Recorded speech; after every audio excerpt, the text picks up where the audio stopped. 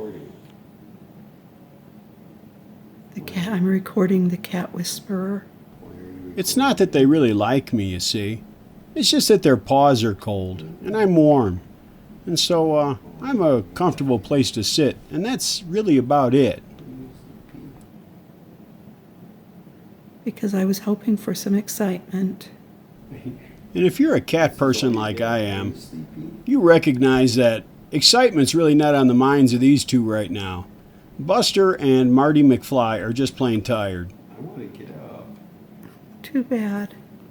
I want to get up. And they really couldn't care less whether or not Buster? I want to get up. Buster's not going anywhere. Buster? That's sort of my problem, isn't it? Do you want a treat?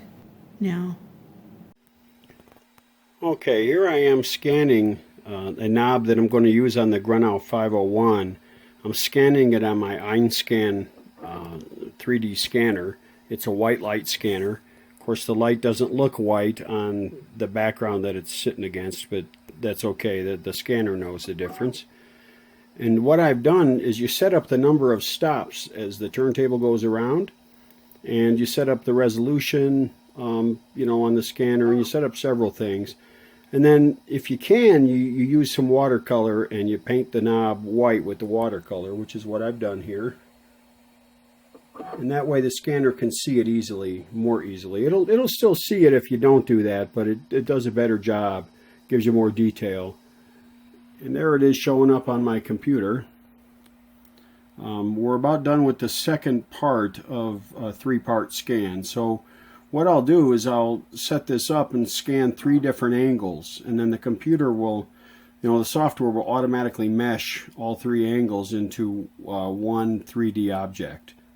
And then the last thing you do is you set it up to be what they call a watertight 3D object, so that there aren't any holes where it can't print. So it's coming out okay so far. We'll see. It won't be perfect, but the original wooden knob wasn't perfect either. So let's get ready to do this third pass. Okay, there it is after the second pass.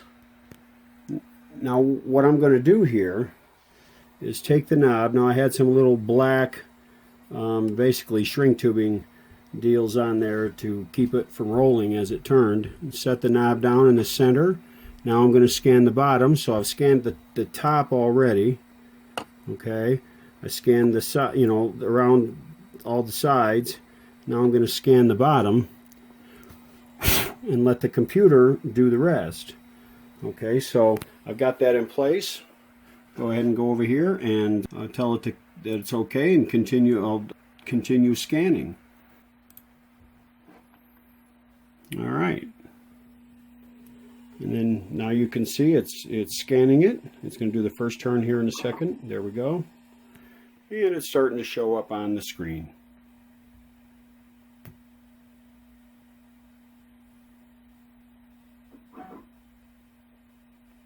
All right, we'll see how it looks when we're all done.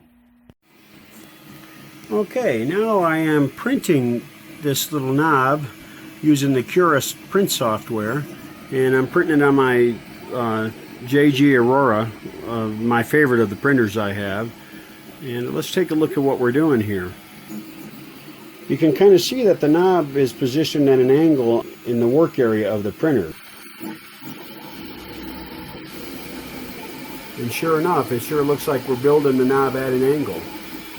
And that's okay, that's what I want to do. So we'll see how she turns out.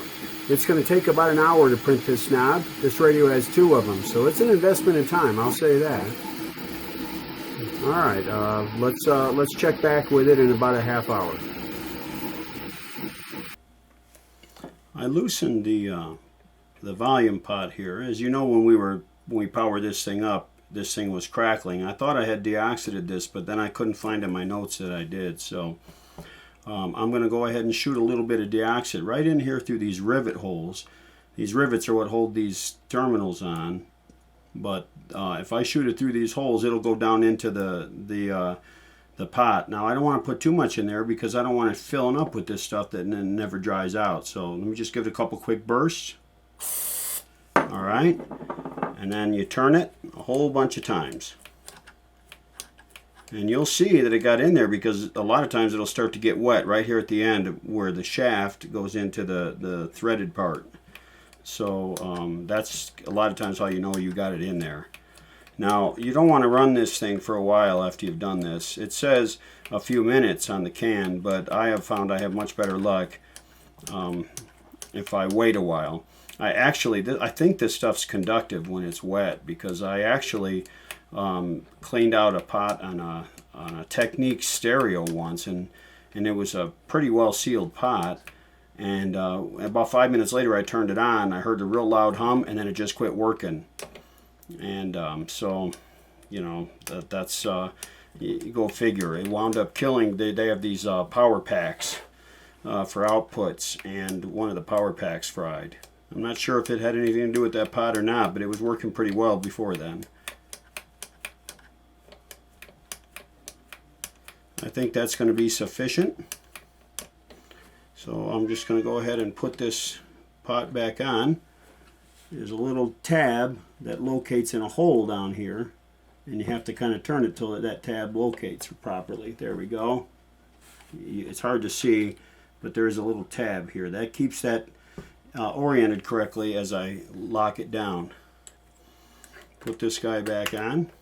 This guy is positioned, oriented correctly by this little bump here. Okay, put that here, and that will hold that. Let me find the nut and washer. I used a new star washer, compliments of Larry of Back to the Future Radios. He sent me a whole bunch of them, man. What a handy thing. They've been great.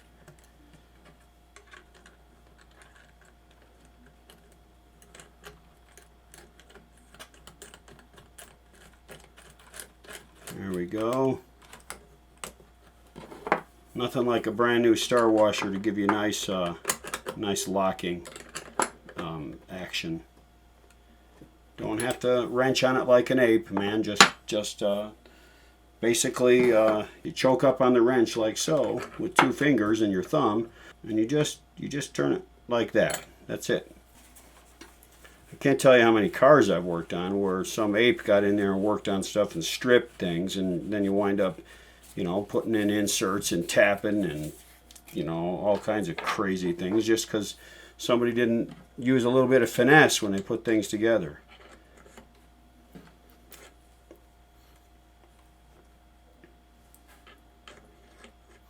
I'm going to put this knob back on it for the time being. Actually, I'm probably going to take this knob out and lacquer it in a few minutes. I'm going to lacquer the knobs that I made for this radio. And there we go. It's funny, I've learned if I handle the knobs a little bit before I lacquer them, it kind of puts a little bit of, I don't know, dirt or whatever on it. And what that does is gives it more of a weathered look and an aged look, and it makes them look more authentic. It's pretty cool. This wood PLA has turned out to be a real blessing for me. I like it. You know, I can make these majestic knobs all day long. Now, when I lacquer this area here, this was from the supports. When it builds this, it builds a little platform under it, right? But then this part here overhangs, and it's warm plastic, so it will tend to sag. So what it does is it builds these really thin vertical support walls that holds this up. And the way they're set up is then after, when you take this thing off, they just break off. Now they do leave some lines on there that you have to clean up, so that's a disadvantage. But often the supports go in places that you can't see, but on a knob you can see all the surfaces. So it's something I have to clean up after. But see, I spray it with lacquer, and lacquer kind of smooths this plastic just a little bit, and it'll kind of smooth that out. And when this is all done, after it's toned, that'll just look like a little wear spot. All right, I think I've turned that enough. So let me go ahead and take this knob off of here. I'm going to remove this set screw so I can take that insert out. See, I put an insert in there. It's a little bit, I've made the hole too big. I used the wrong size drill, but I'm learning. All right, set screw back in.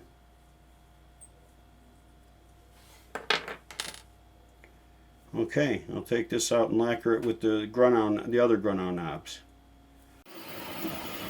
And we're about halfway through making that knob for the 501. After this one's done, we're going to probably make about 4 more. I'd like to have some spares of this guy sitting around. And it doesn't really take a lot of effort. I just reload the program into the printer and off she goes. It will print as many knobs as I want to. The problem is that it prints them all layer by layer. So you've got the head, you know, it's kind of darting back around knob to knob as it does it. And it just doesn't sound happy to do that chore. So I prefer to build them one knob at a time. That way if something goes wrong, I've only got one knob's worth of plastic wasted. So this thing will be done here shortly, you know, about 20 minutes or so, maybe 30, it'll be done, and we'll get started on the next one. And I will show you how I lacquer this and tone it, and then of course I've got to drill it out and put an insert in it. So this should be some fun information, I suppose. A couple people have asked me if I've done anything with the 3D printers, and indeed I have. I've had to learn how to use them. It is not something you can just pull out of the box and turn on and make it work. You've got to master these things. That's if you want to make actually useful things rather than toys that you'll download from Thingiverse. So here we go. I'll show you when this thing is done, and tomorrow we'll go out and lacquer some knobs. Here's what that knob looks like when it comes off of the 3D printer. This one finished about 10 minutes ago. You can see it makes a little base so that it can adhere to the printer, and it prints it at an angle like that. But what's really cool is the layers of the filament kind of look like wood grain. I mean, it's not perfect, but it's pretty good. And it does a nice job of doesn't make it look too sharp like it's molded plastic. So it will look like wood when this thing has been tonered. I could actually, the light in the room isn't rendering the color very well, but I could actually just put clear lacquer on this and it looks like a light sort of weathered wood look. And it's actually kind of nice. So I'm a big fan of this wood PLA filament for the printer, and I kind of like doing at least these simple knobs this way. I can make these things as many as I want, and now that I've got the file, they're cheap. Now, of course, the thing didn't render the hole very well. Sometimes they render well, and sometimes they don't. But this one is actually more hollow than it looks, and I'm able to actually drill that out pretty easily. And it does. There's the set screw hole right there, and I'll just drill that out too. But see how that filament, the way when I set it at an angle like that, it makes that look like nice wood grain. So that's going to be pretty cool. So there is one after I've drilled the hole out, and you can see the set screw hole down there. I'll go ahead and clean up that set screw hole as well. And then what I'll do is I'll mount a collar similar to this, only a single set screw collar, and I've got those on order from Amazon. They'll be here in a couple days. I'll take this collar. It fits kind of loosely, right? But I'll drop that in there, line up the set screw hole, and then I'll glue the thing, okay? And the way I'll line up the set screw hole is I'll just stick an Allen wrench down in there and go right into the hole. I'll screw the set screw in a little bit so I know I'm situated properly, and then I'll just let the glue dry. There's only one small problem in that this file for some reason had a flaw in it that I'll need to go in and fix, but I can live with this. I'll fill that a little bit and it'll just look like a natural flaw in the knob, in the wood. So I'm not too concerned about that. So that's going to be pretty nice. These are going to work out real well. It beats the heck out of not being able to get anything that works. And it just so happens that this particular Grunow knob is generic enough that I could use this on a lot of radios. So if I get radios that don't have any knobs at all, and I just want something to work and make it look good, I can do this. And I can make these out of other colors too, and make it look like a plastic knob. In that case, then I would have to smooth it a little bit. I'll probably make them out of ABS and smooth it with some acetone. Okay, we're going to shoot one of these wood PLA knobs with some Sherwin-Williams extra dark walnut. The key to this, and we turn it upside down and start on the bottom, is a very, very light touch. So I'll show you what I mean. You keep your distance a little further away than you would maybe with a radio, and you're just going to mist it on real lightly, okay? Real light. So it darkens a lot. Okay, there you go. I've got the top now.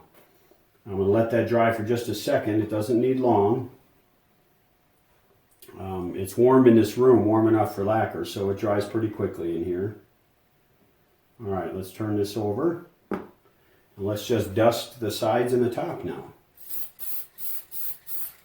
I start with the sides because I don't want to over darken the top while I'm doing the sides.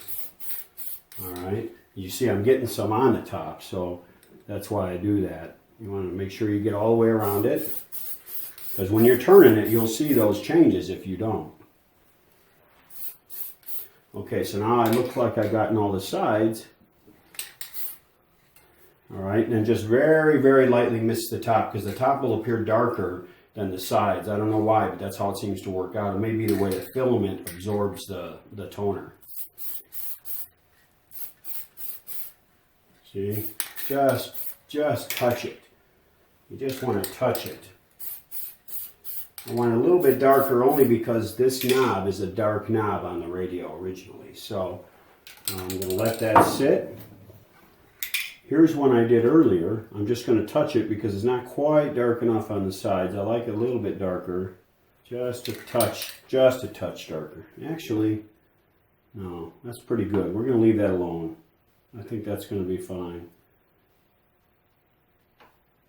Maybe just right there. Just there on the side a little bit.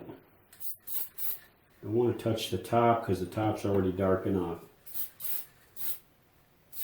So what I'm aiming for is this area right here in front of the knob, and the blowback will get on the knob, and that's all I need. I don't know if that's what it's called, guys, the overspray.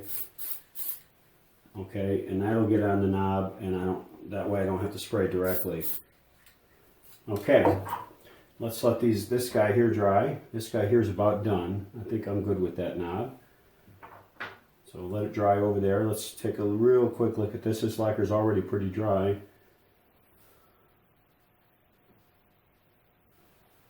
It's uneven, so let me darken just a little bit on these 3/4.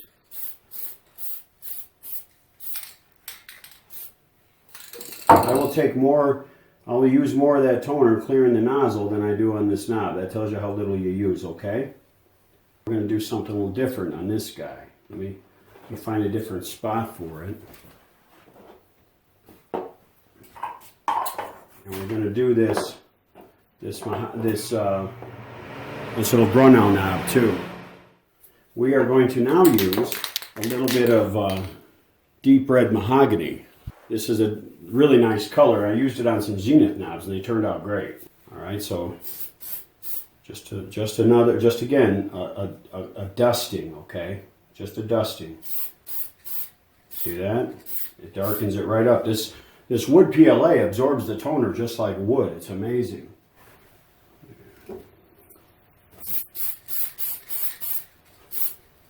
All right, and then just go around the sides.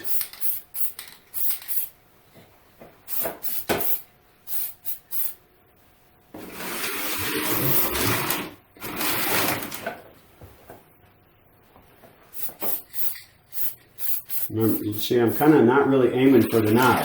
On this big one, I'm aiming a little bit for it, but I need a turntable, guys. Anybody know where I can find one? Jim Linden uses one, and it's great, man. All right, so we've got some color on these things on the sides and the bottom, and we're going to let that dry for just a minute, and then we're going to flip it over and do it again. In the meantime, this knob here is looking pretty good. I'm pretty pleased with that.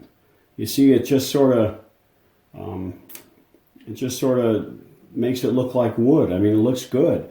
That little divot there, I'm just going to have to I think I'm just going to live with that. It's not perfect, but I believe that on the radio it won't be that noticeable. So I'm just going to leave it alone. It looks like an ordinary flaw in a piece of wood, so like a little divot that happened. I'm just going to leave it be. Let's set this guy up right. This guy upright. The cool thing about this is you can get little marks and stains on there, and because this is supposed to be an old knob, it's okay.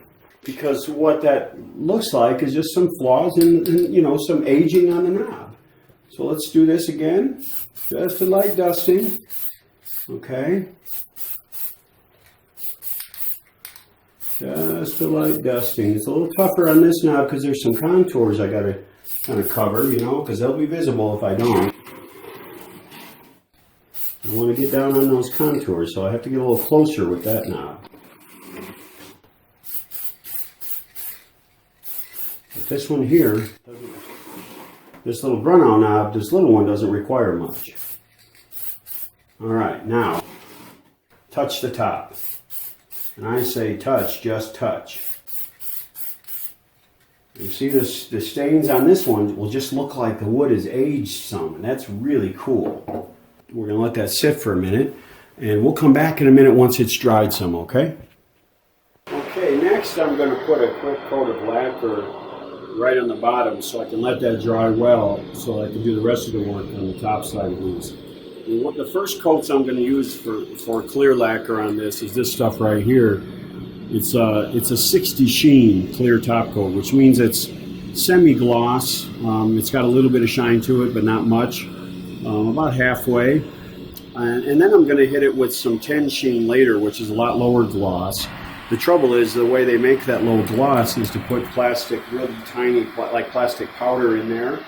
And that kind of makes it a little more opaque, and I really don't want to hide the so-called grain of the filament on these things because it looks like wood grain. So I'm going to just take the sheen, you know, the shine off with one coat of the 10 sheen. So let's, you have to shake the opaque lacquers or the satin lacquers because you want to mix that plastic up that's in there. It's like real tiny plastic bead. Okay, so you get the 60 sheen ready, and you're just going to hit the bottom just so that you have some on there so you can handle it after that. So, and I'll put a little light coat on the sides too, of course.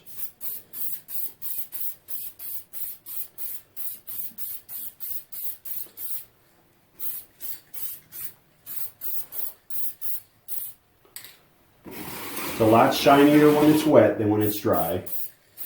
Missy does not like the smell of this lacquer, so usually if I'm spraying out of a can, it doesn't take long and she leaves. Goes outside or goes in the garage, whatever. Now when I spray with my guns, I lock her out of here and I lock her in a warm place so she isn't cold. But I don't let her in here because that catalyzed lacquer is pretty nasty for you. Alright, so I'm going to let those dry pretty well before I flip them over because I don't really want them sticking to that cardboard. Once they're dry, we'll get going again on it, okay? Just give me a few minutes. While they're still warm, let's shoot some of this 60 sheen on the top now.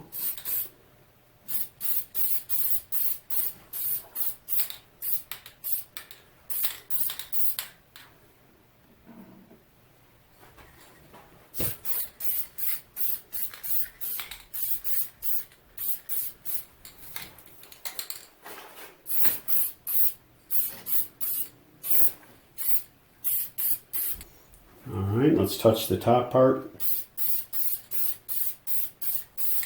Remember, they're not going to shine like this once they've cured. Boy, that Majestic 72 knob has a really nice old look to it. I really like it. Alright, that first coat of 60 sheen is pretty dry. I like to let the first coat of this dry pretty well because it gives me an idea of what it's going to look like. Now, there's some of the thicker areas down at the bottom aren't quite all the way dry yet, but that's okay. Yeah, this is actually looking okay.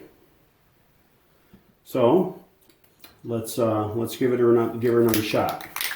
I'll give it, by the way, and I won't show you everyone because that's boring, but I'll give it about 4 coats of this and 1 or 2 coats of the 10 sheen, and by then the knob's looking pretty good.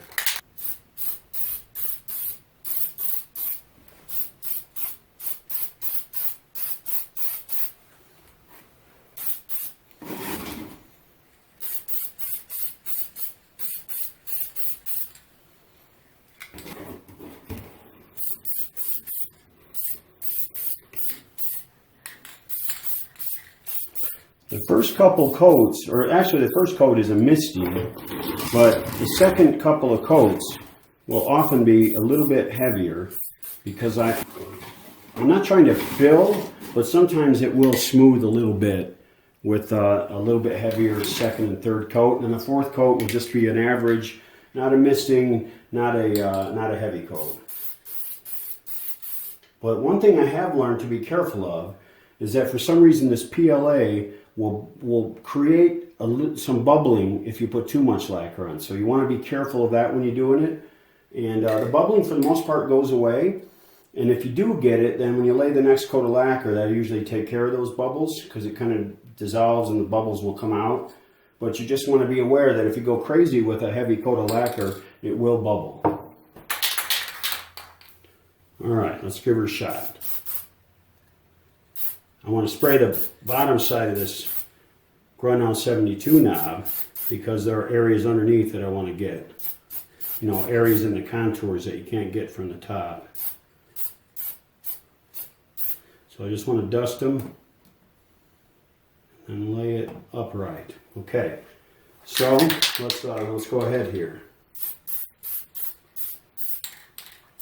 Same strategy as before, don't get too close, but with the clear lacquer you can get closer. You can spray directly on and not overdo it, it's okay. If the picture is a little grainy, it's because I had to have my camera a little far away so I'm not spraying my camera with this lacquer. So I've got it on pretty good zoom right now.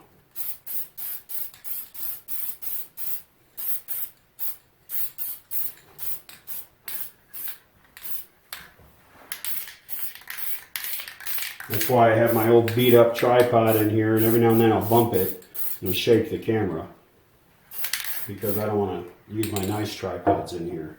All right, guys, we're going to spray the another coat of this tin sheen. We're getting there on these. Starting to look pretty decent. Okay, this is probably going to be the last coat. So let's go ahead and get some on here, and we'll probably be done with these knobs.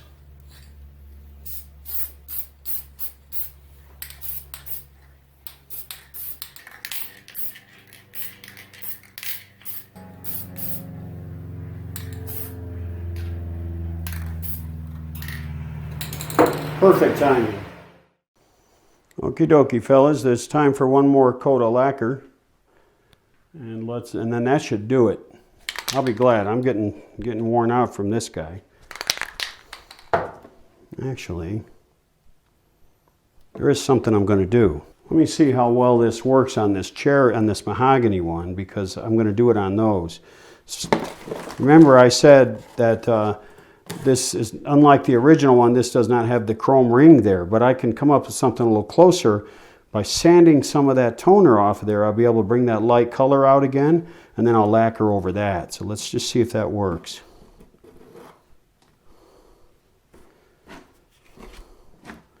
Got a piece of sandpaper here. I'm trying to find a good place to do it. Right here, okay? I want you to be able to see what I'm doing.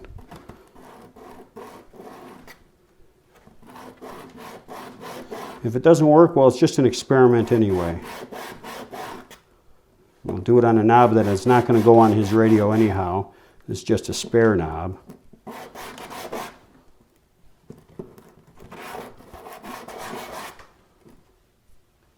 Hey, it's making a nice little ring.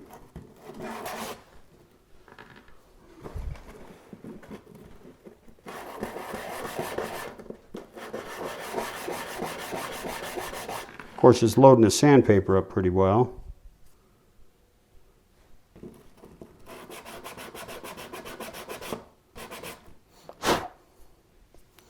What do you think? It's not exactly what was on there, but it's the same idea.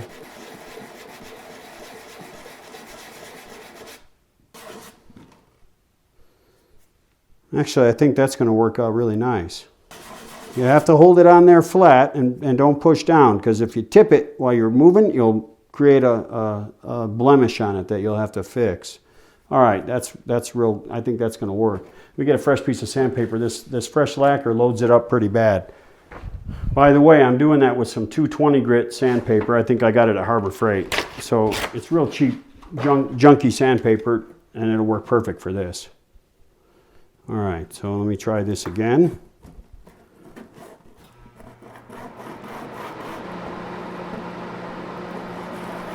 By going around in circles, you avoid the tendency to tip it as you stop in reverse directions. That's why I'm doing it that way. See, if you're going back and forth, you sometimes go like that, and then you create that blemish I mentioned. There we go. You leave it a little imperfect because, remember, it's supposed to be old. So that's what it looks like after the sanding, okay? And then I'll lacquer over that, and it'll blend right in. It'll look real nice. Like I said, it's not exactly the same as what was there, but it certainly mimics it pretty well. And you have to use some fresh sandpaper. That's one thing that's sure, because this lacquer is still sticky. It gets down in the sandpaper, and what it does is it doesn't sand very well, but it does grab it, and you'll wind up tearing up the knob. So just make sure you've got plenty of sandpaper around when you start doing this. And turn the knob in your fingers every now and then, and try not to grip it too tightly. You can still leave fingerprints in this lacquer.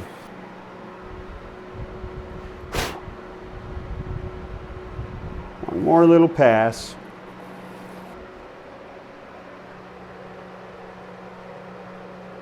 How about we shoot some lacquer on this puppy and call it a day on these things, eh? Let me wait for that stupid heater to settle down, and then we'll do that. But you see what I mean by what happens, that's all soft lacquer, and that gums it up. It still feels like sandpaper, but it gums it up pretty well, and so you want to change it a lot. Just come on, pony up and buy the sandpaper. Oh, damn heater. I'm going to unplug that stupid thing. All right, here we go. Now, they're not going to look like chrome, but they will look nice. And they look old, man. That's exactly the look I wanted, old. That's why I use the 10 sheen, you know, the no, almost no gloss at all thing, because these are supposed to look old, and a lot of the finish would have been worn off, and they have a dull look to them. Look at that, they look good. So these things are going to do the job, I think. I don't know, I don't think I'm going to put any more lacquer on it than this. I wish I had remembered to sand those rings off before I sprayed any of the clear on, but you know, you get busy with stuff, and you know what, one more coat I don't think is going to hurt it, because it is kind of smoothing off the tops a little bit, and that's what I wanted. So it's looking pretty good. Okie dokie, guys, one more shot at this, and then these guys are done.